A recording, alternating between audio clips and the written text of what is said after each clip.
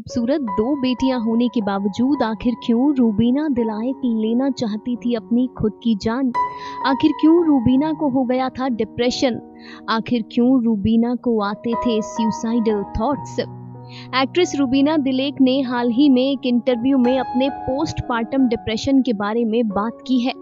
उन्होंने उस दौर के बारे में बात की है जब उनका सुसाइड कर लेने का मन करता था।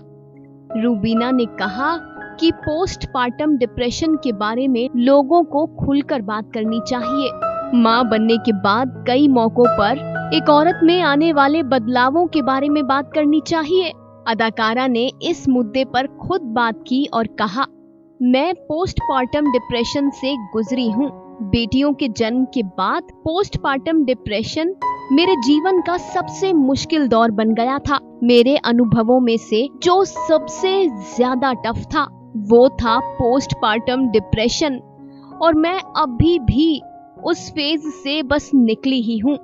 मुझे उन महिलाओं के प्रति बहुत सहानुभूति है जो इस दौर से गुजरती हैं, खासकर उन लोगों के लिए जिन्होंने ये सफर अकेले तय किया है।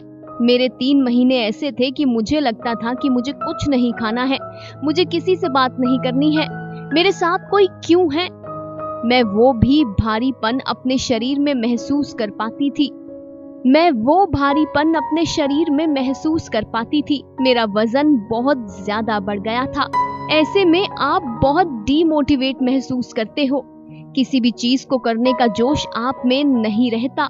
रूबीना ने कहा कि इस दौर ने मुझे एक चीज सिखाई जिससे मुझे सबसे ज्यादा मदद मिली कि मैंने पोस्टपार्टम के बारे में जानकारी लेनी शुरू की। मैं चीजों को लेकर जागरूक हुई। मुझे लगा कि काउंसलिंग करना बहुत जरूरी है।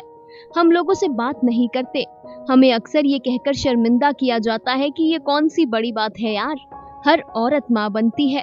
मुझे लगता है कि ये आपके दिमाग में है, लेकिन ये हमारे दिमाग में नहीं होता।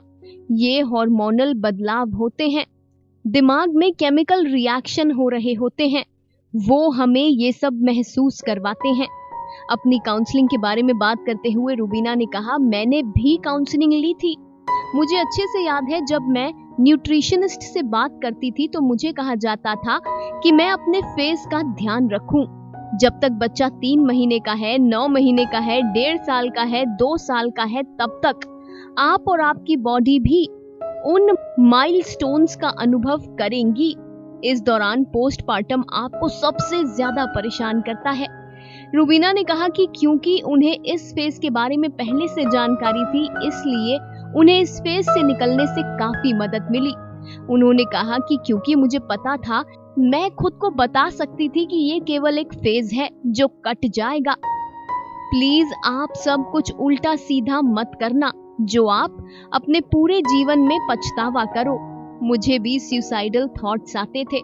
ऐसा लगता था कि अब इस दुनिया से अलग हो जाना चाहिए, लेकिन देखिए सब ठीक हो गया, वक्त बदल गया।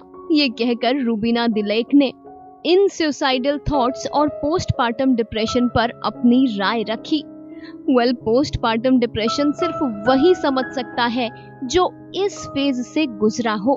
बाकी लोगों के लिए तो महज ये एक फैंसी टर्म ही है। बात जरा कड़वी है मगर सच है। वो कहते हैं ना, जो तन लागे सो मन जाने। Final cut, news desk.